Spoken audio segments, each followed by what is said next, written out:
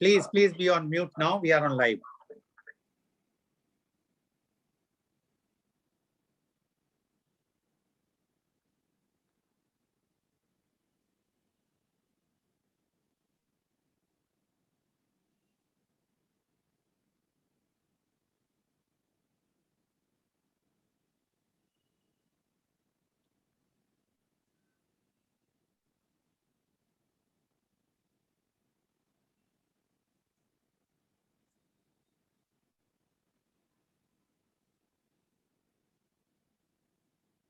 Today, in the media conference with Lal Goel, which is brought to you by V4NEWS, Global TV, V4 Stream, Malnadu TV India, News Gaon Se, Samvad Sarokar News, Bharat Post News, Organ Donation India Foundation and Gyan.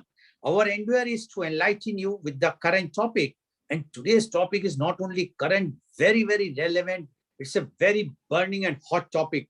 And the topic is employability skills.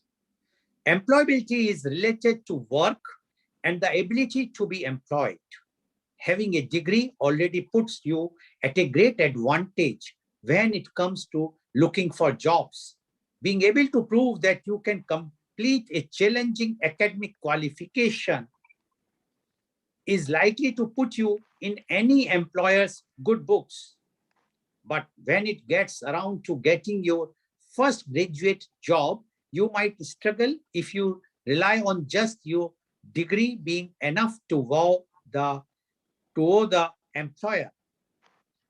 Employability is the quality of being suitable for paid work.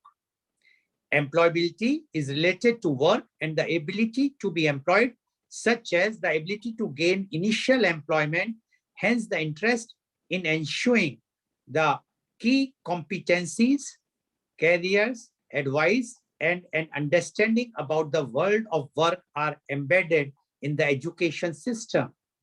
The ability to maintain employment and make transitions between jobs and roles within the same organization to meet new job requirements. The ability to obtain new employment if required, that is, to be independent in the labor market by being willing and able to manage their own employment transitions between and within organizations. The continuously fulfilling, acquiring, or creating of work through the optimal use of efforts. Lee Harvey defines employability as the ability of a graduate to get a satisfying job, stating that job acquisition should not be prioritized over preparedness for employment to avoid pseudo measure of individual employability. Lee argues that employability is not a set of skills, but a range of experiences and attributes developed through higher level learning. Thus, employability is not a product, but a process of learning. Employability continues to develop because the graduate, once employed, does not stop learning, that is continuous learning.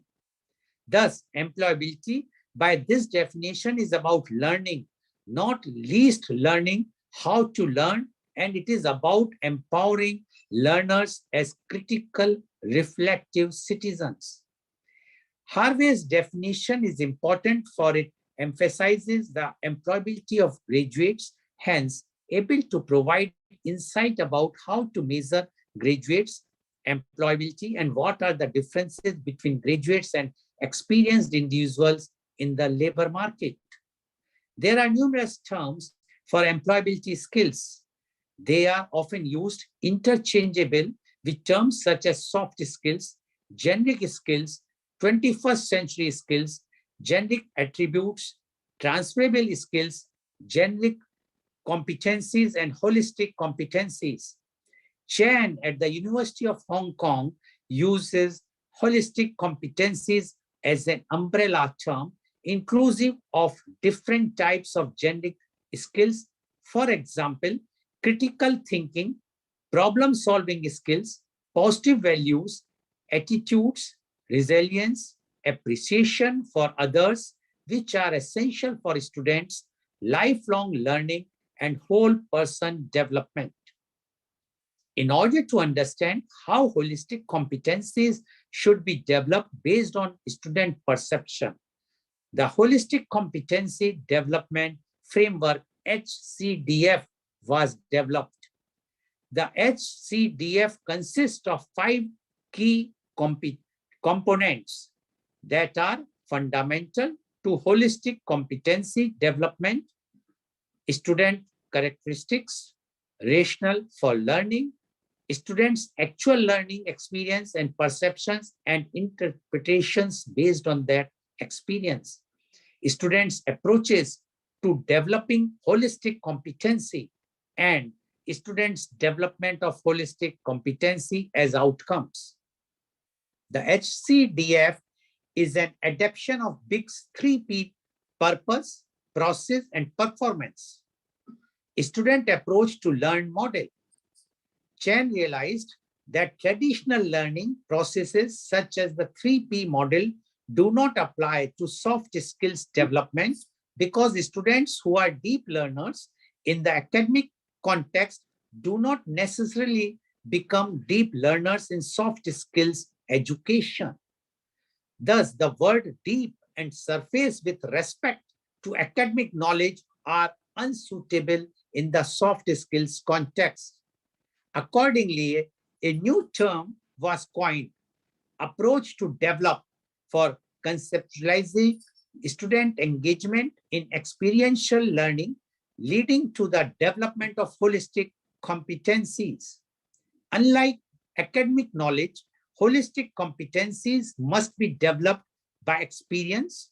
Leadership skills cannot be learned by reading a book. The learner must have opportunities to observe and experience what leadership is. Hence, the word learn can be used to describe academic knowledge acquisition, while develop is preferable for describing holistic competency education. Validated instruments for assessing students' holistic competencies awareness have been developed. Although the assessment literacy of competency for both teachers and students remain challenging. Brunstone argues that employability refers to an individual's perception of his or her possibilities of getting new, equal, or better employment.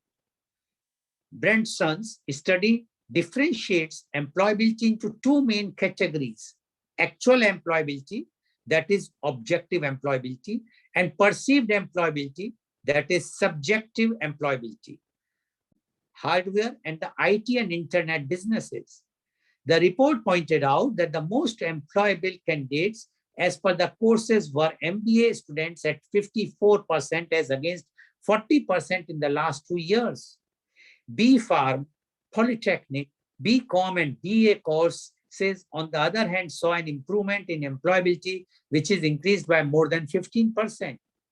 However, a decline in employability was seen in BTech, engineering, MCA graduates, technical and computer-related courses.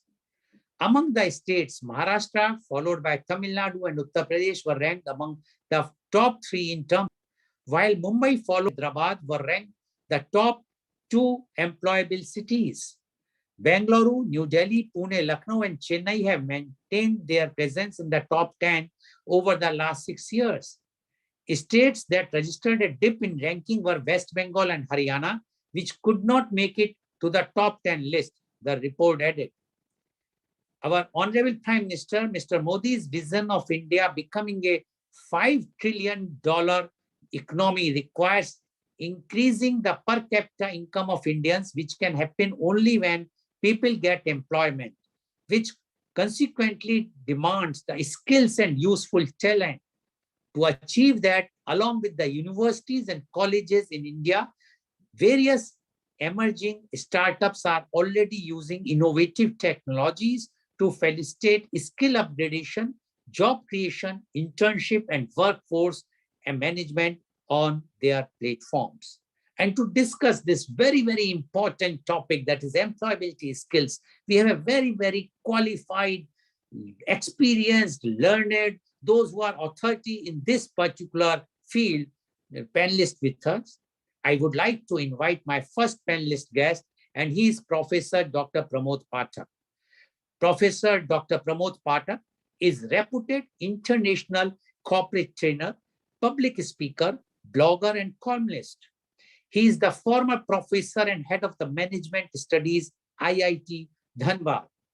He is postgraduate in psychology and an MBA with PhD in stress management from Banaras Hindu University. He is a reputed management and psychological consultant and is the founder of Zion Mantra, a training and consulting organization. He has also founded the Goodness Movement that aims to spread positivity through writing and lectures. His columns are published in leading newspapers and periodicals, and his blogs are read globally.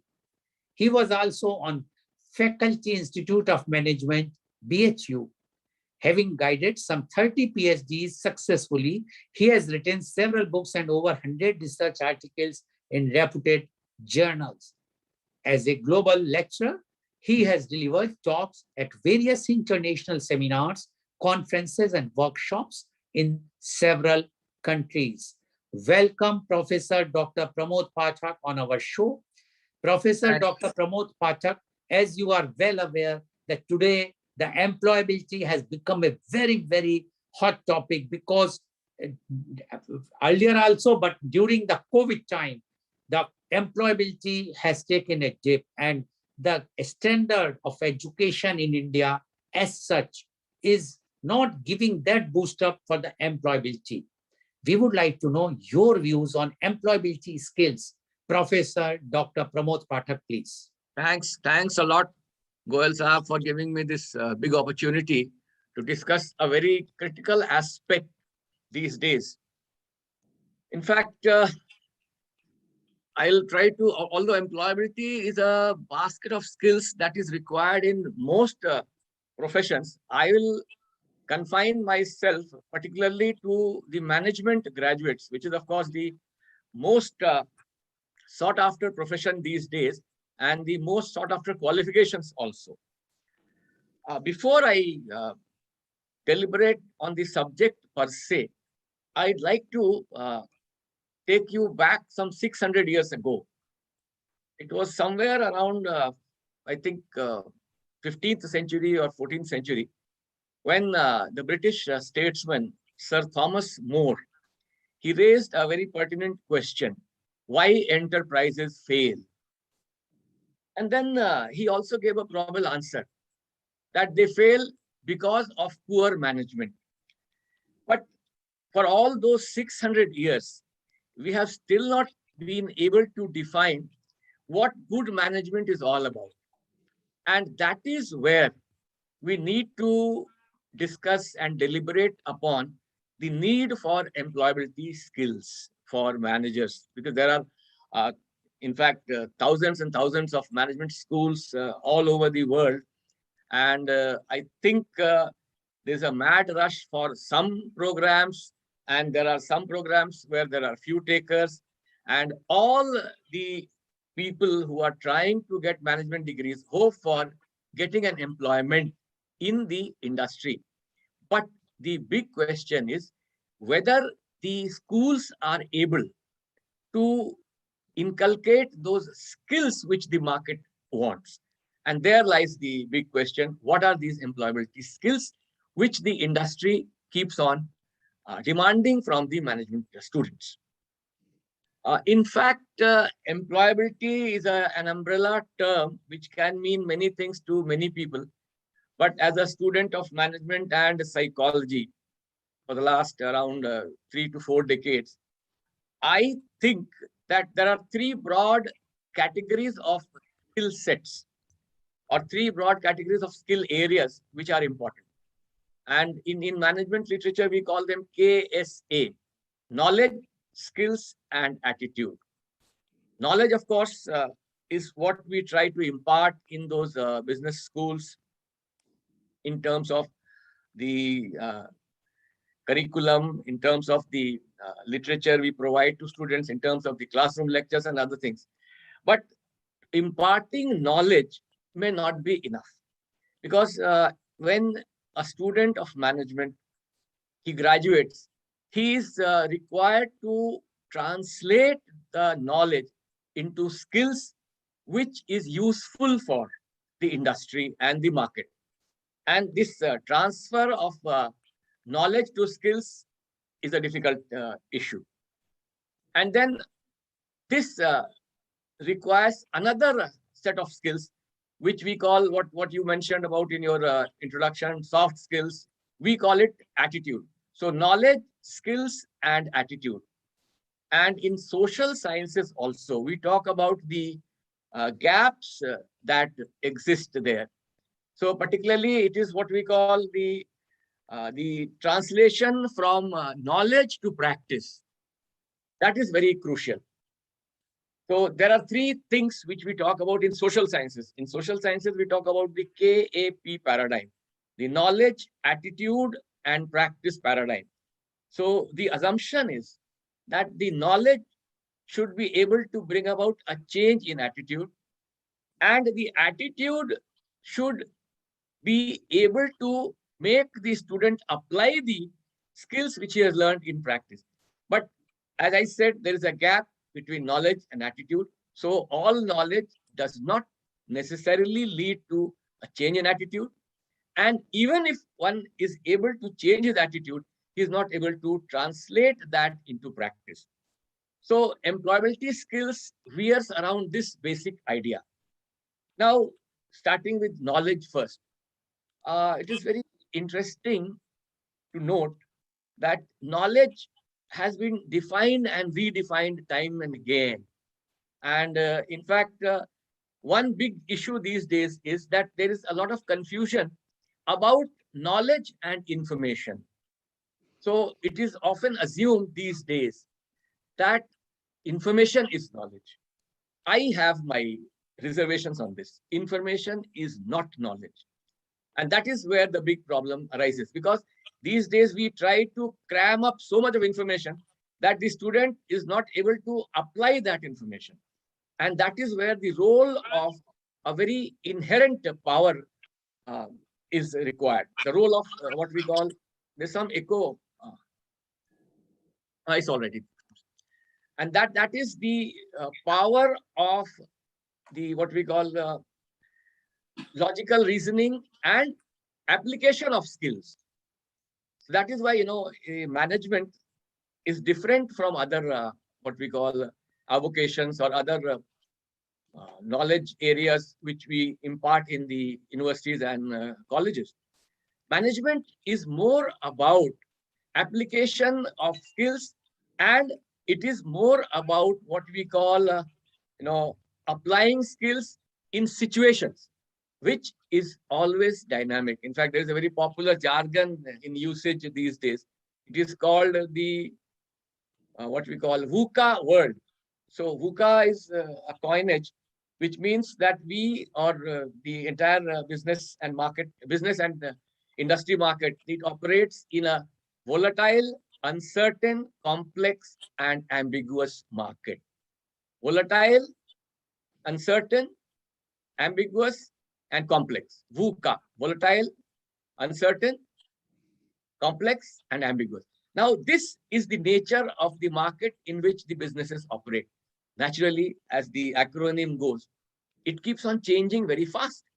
And the knowledge that has been imparted in business schools becomes irrelevant if it is not attuned to the requirements of the market. So, apart from those 24 or 36 odd papers taught in a semester, in a full course of semesters and trimesters, there are other skills which are very important. And that is where these days people are found wanting. And that is what we call employability skills.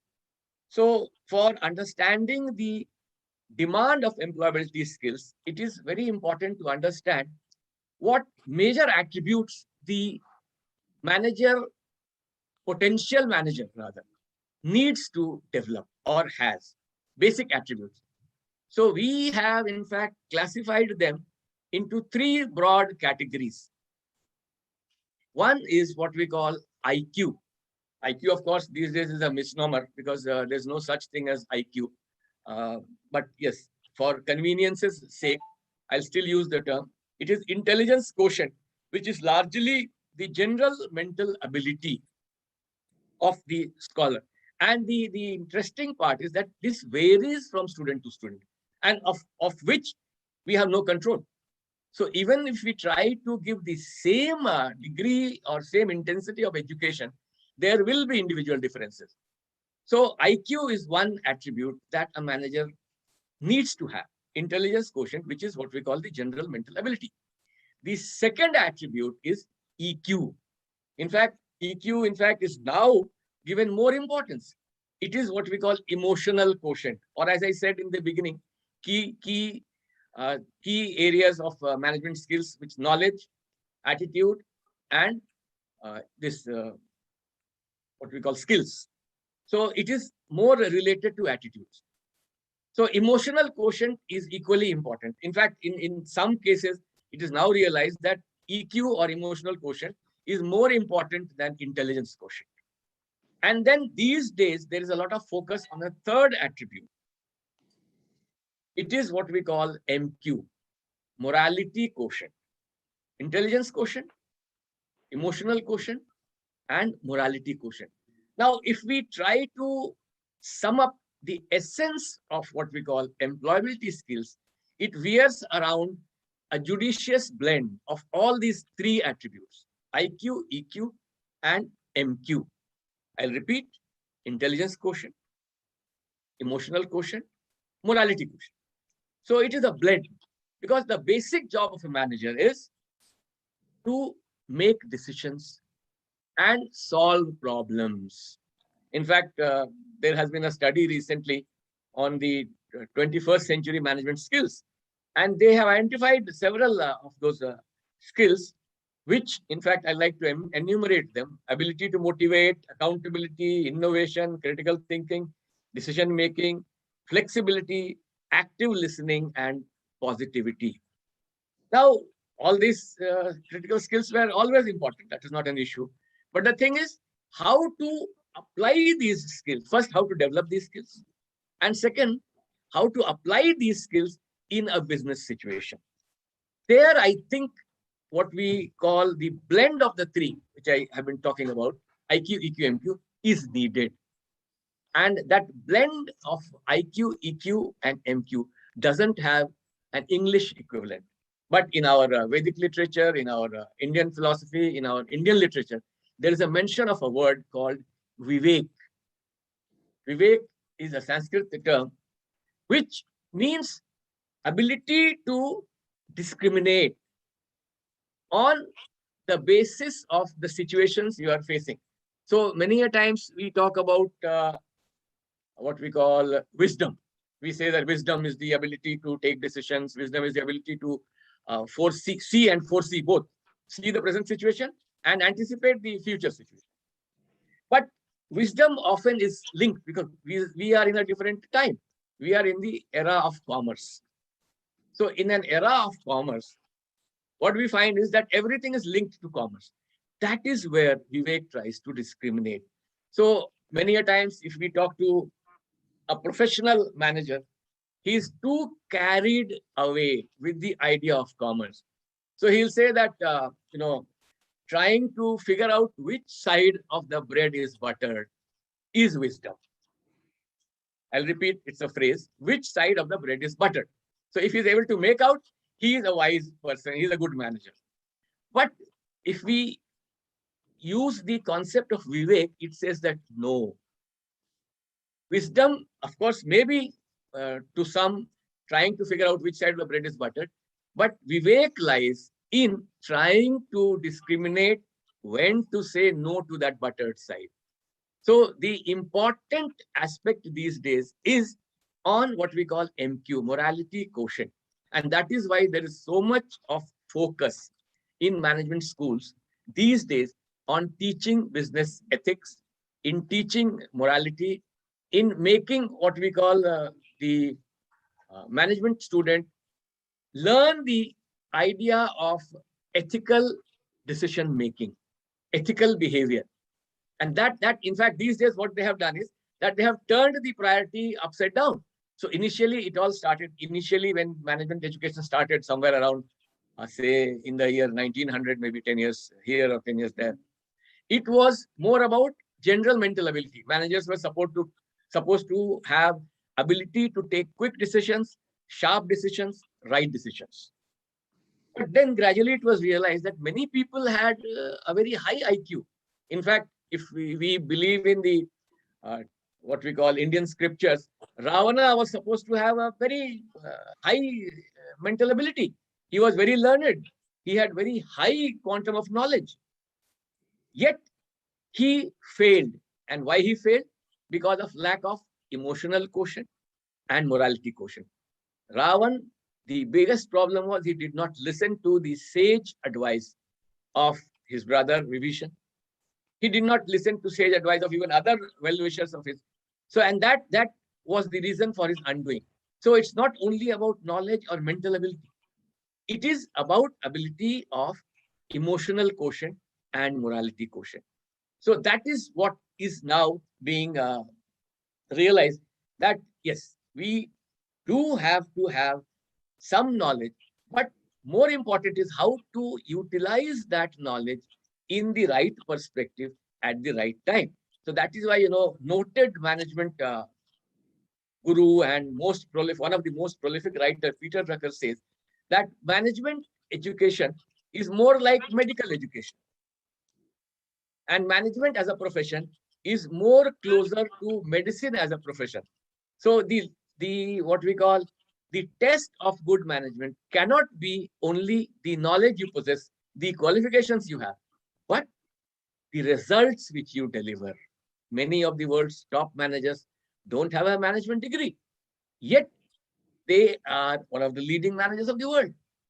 So the reason is because they are more in a position to apply the skills, apply the knowledge, and apply whatever their ability is in the right perspective. So to sum up then, the essence of employability lies in this, that judicious blend of what we call intelligence quotient, emotional quotient, and morality quotient. And I'll again come back to the same issue which I had raised a few minutes back, that information is not knowledge. We often make this big mistake. And in fact, these days when we talk about information and information era and knowledge era and all those fanciful jargons, we forget one basic thing, that intelligence in psychology. We have been trying to define intelligence ever since the first intelligence tests were designed in the World War II. So somewhere around 1940s. But we have not been able to define the concept, the construct of intelligence correctly. But there is a general agreement that intelligence comprises two basic attributes. One is what we call the generic skills, and the other is the specific skills, which is a theory in psychology developed by Spearman. He talks about what we call the G factor and the S factor. So while S factor, of course, these days we try to give management education, we try to specialize, but the G factor is the basic requirement. Unless you have that G factor or you try to develop that G factor, you will not be able to utilize the S factor. So generic and specific, both are important, like in the medical science. But even these days now, in the era of super specialization, they are talking about the general physician. They say that general physician was found missing in the corona times. And that was one of the reasons why there was so much of confusion. So generic and specific. So if we try to sum up the concept of employability skills, three attributes, of course, I have mentioned: intelligence quotient, emotional quotient, and morality quotient is very important. And all these three have to be developed.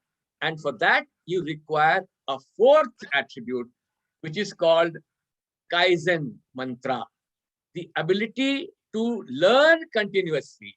That is why I have named that organization as Kaizen mantra.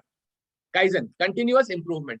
So unless we have that propensity to continuously learn and develop ourselves, our skills will become irrelevant, as we are seeing today. In fact, you must have seen, and all the viewers must have seen what happened in the Corona times. We were not prepared for the situation. No one had anticipated. And the unfortunate part was that we were struggling to carry out life or business as usual. And only with time we could develop those new, what we call digital skills, and we were able to anyhow pull along during the Corona times. And I think we are still doing. I mean, in fact, no one ever thought that a conference like this can be organized virtual, online, but we are doing it. So we have learned this.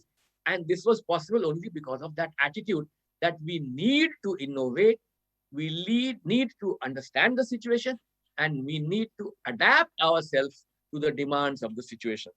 So I think my basic deliverable on the concept of employability skills is that it is some very crucial, yet a very complex basket of skills which needs to be developed continuously and in sync with the demands of the market. So what they teach in management schools, SWOT analysis, the management students must continuously carry out his own SWOT analysis and try to link his strengths and weaknesses with the opportunities and threats which are available, which are there in the market, and which are continuously changing and posing new challenges. So I think these are some of the ideas which I would like to share with your participants. Thank you. Thank you very much, Professor Pathak, for giving your very, very insight of the employability skills. And as Professor Pathak mentioned, the mantra is IQ, EQ, MQ. And these three combination is required, not only the IQ. And he gives the example of Ravana. Ravana was one of the most knowledgeable person, but he was lacking EQ, the emotional quotient, as well as the moral quotient. And that was very important. And he lacked that. And that's why it was the downfall of Ravana. So he says, for a successful person or a business, these qualities are required. He has given the reference of 600-year-old. The same question was asked, why the business are failing?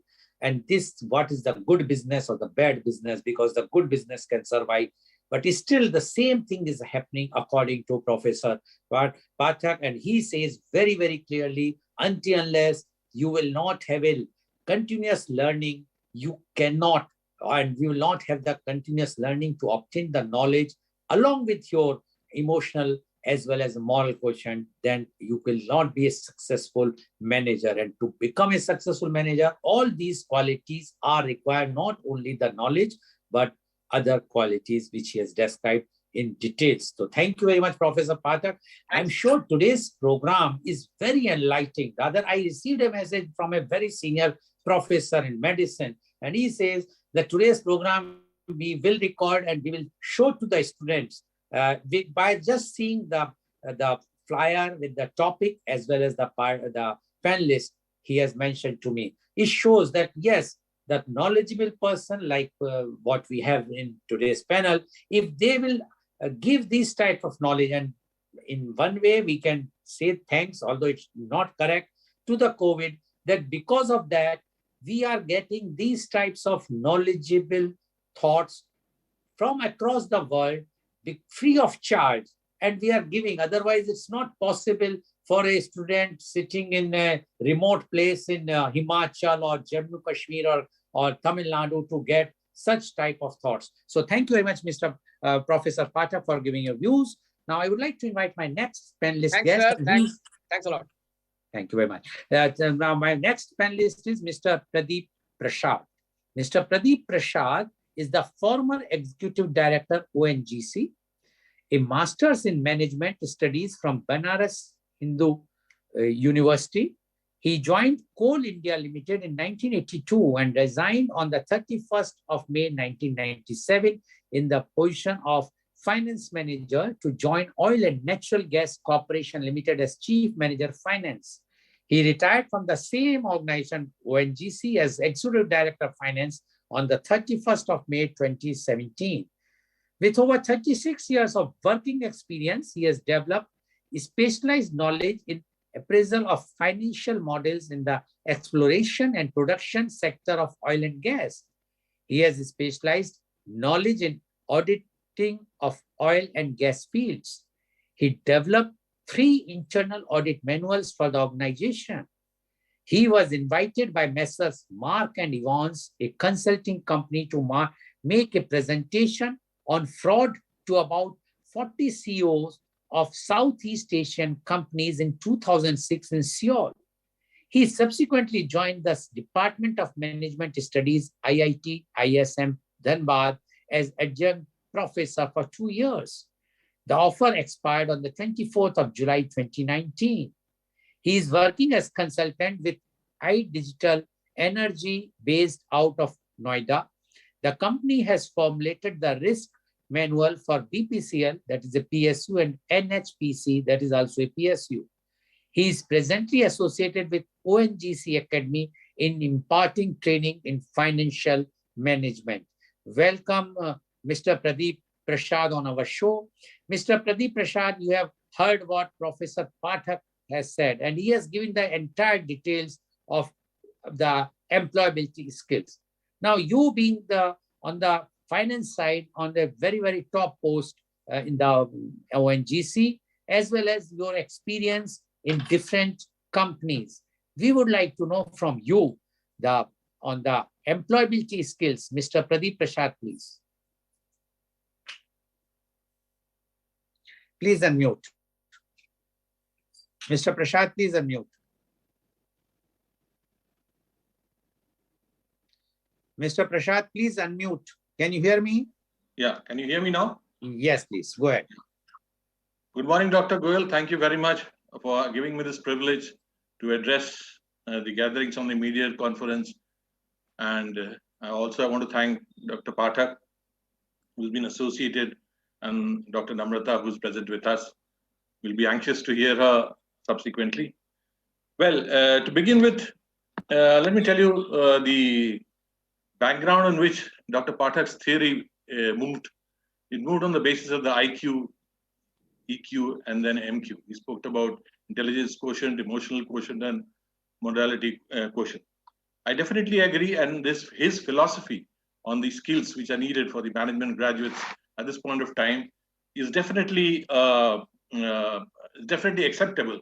And I would also suggest that most of the MBAs who are in this profession, in the learning profession at present, should be able to imbibe these qualities of what Dr. Pathak said.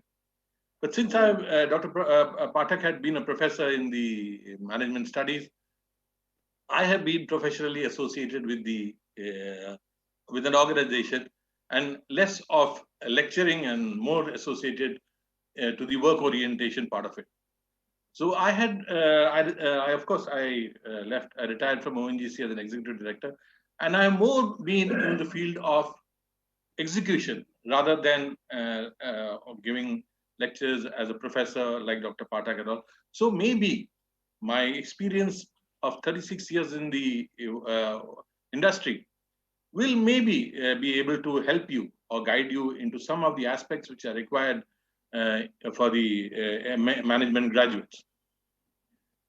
I started my career in 1982 with Coal India Limited. Of course, since I was an MBA finance, I started my career as a management trainee, in Coal India Limited.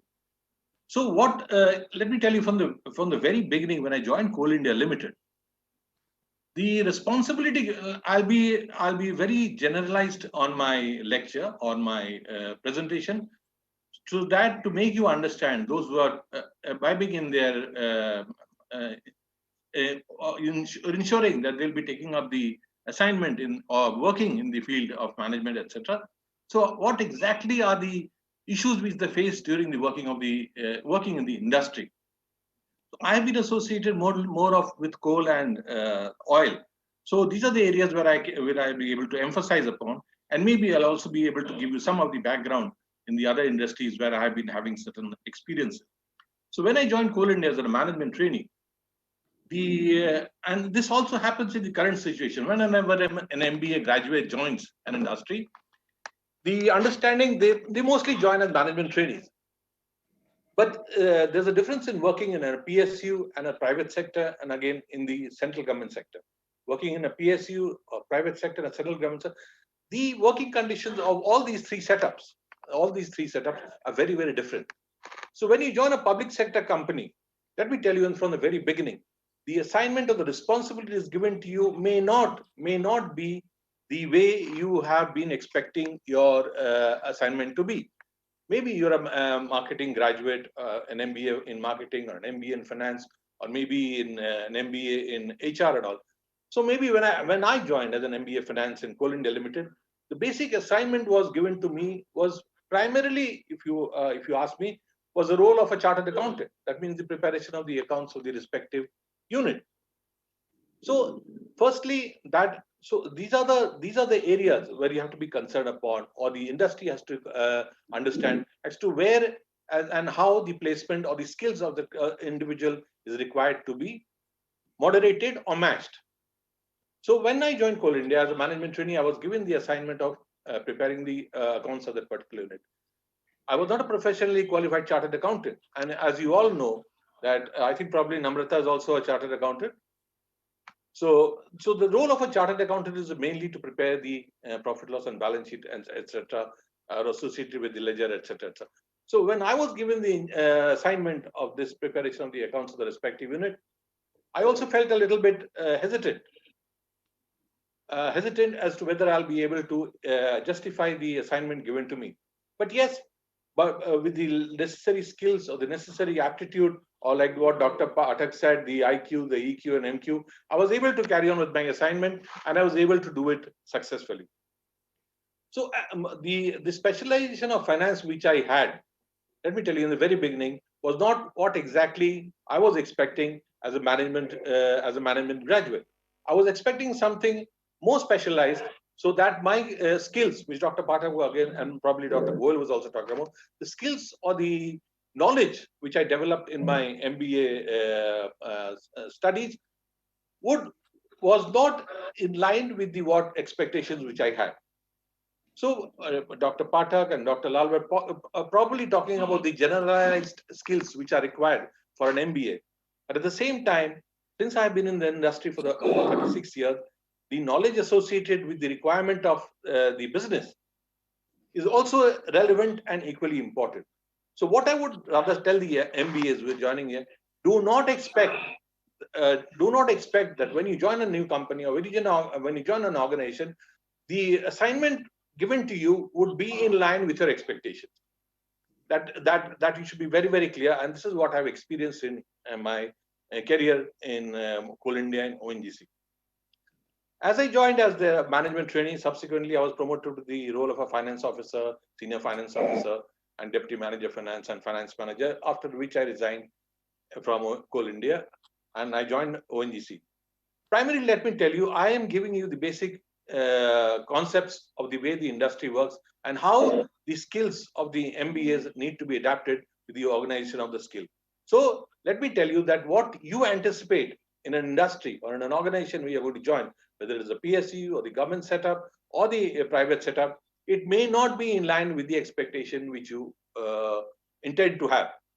When I joined ONGC Limited in 1997, after my interview, I was selected, and then I was appointed as Chief Manager Finance at ONGC.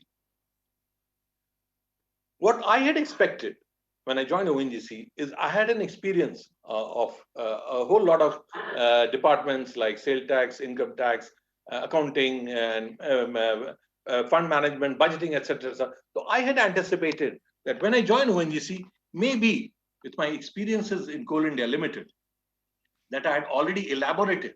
Let me tell you, I had elaborated in my profile, on my biodata or my resume, that these are the areas of field experiences which I have in while working with Goel India. I had anticipated at the time when I joined ONGC, some of the areas would be my specialized area, and ONGC, when I joined ONGC, I would be assigned this specific role, or at least one of these areas.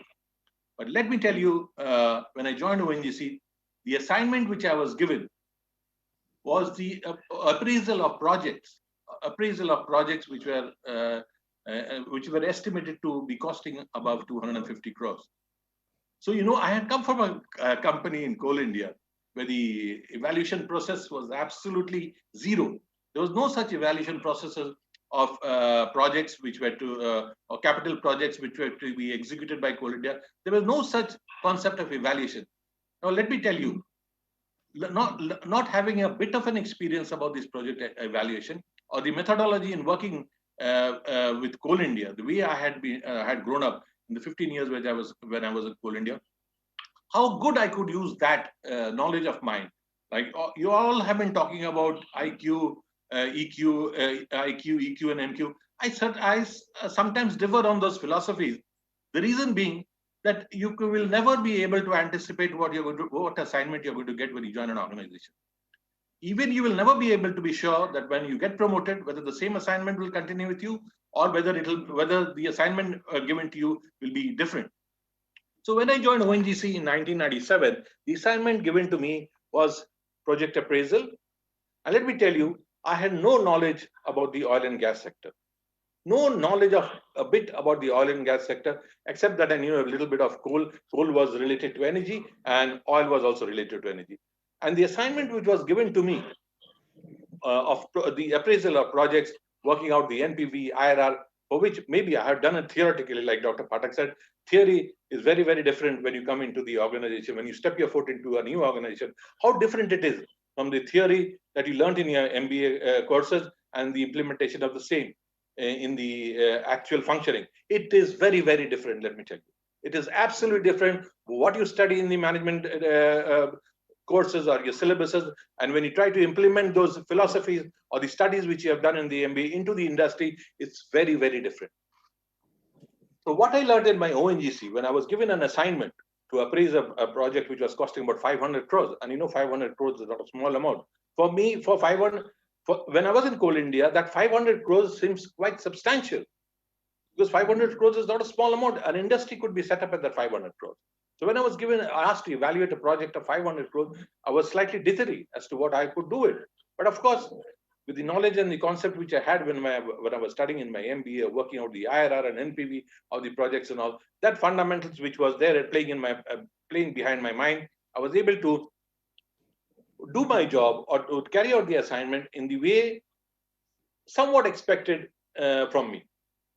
To some extent, I was able to satisfy the management that yes, my knowledge of learning in my MBA days was fruitful and slightly acceptable to that. Then after the, but let me tell you again, once again, I want to reiterate that the statement I'm giving you the industry's perspective as to what are the skills which are expected from you when you join an organization or when you take up additional responsibilities, higher responsibilities in an organization. It is very, very different from your studies or your professional qualification which you have attained. Subsequently to that of my project appraisal section, I was posted in a department which was internal audit. So you know how internal audit is very, very different from the normal functions of the finance function. A normal internal audit is very, very different from the normal finance function. When I joined internal audit, I was expected to know all the technicalities of the oil and gas sector, which coming from a coal background, I had very, very less knowledge on that. I was to know the intricacies of oil production. I was to know the intricacies of oil refining. I was supposed to know the intricacies of all the various functions and the different equipments and the different machines which are used in the processing of the crude oil, etc. So now you know how different it is from the skills which you have developed and the implementation of the skills in the industry which you are joining or which you are adapting yourself to be. So when I was posted in the internal audit department, I had, as I told you earlier, that I had to have the basic knowledge, at least the fundamentals of the oil industry, which I was absolutely lacking. But during the course of my project appraisal section, the 3 years or 4 years, which I had earlier joined ONGC, I was able to adapt myself to the understanding of the industry, of the oil industry. So with a little bit of knowledge which I had in my 3-4 year stint in ONGC in the project appraisal section, I was able to do a bit of justice to the assignment which was given to me. I was able to carry on with the audit perspective, of course, with the finance background which I had because all finance executives are supposed to understand and have a little bit of technical knowledge in the on the process of the assignment which they are carrying out. So with these developments, I was able to pick up certain amount of skills and abilities, and then carry out my assignments in the organization. From there, of course, I developed myself, and let me tell you, let me be precise, that whatever you learn in your MBA process, they definitely will assist you in help you in the process of your appointment. But when you actually take up your assignment, they are very, very different. So the skills which are required for any professional, let it be MBA, or let it be an engineer, or let it be a doctor, like Dr. Pathak said, the skills which you need are to be learned and picked up during the process of your working. During the process of your assignment in which you are given, specifically whether you're given a project appraisal department or an intern department, you have to learn the skills and develop yourself in that area or in that atmosphere, so that you are able to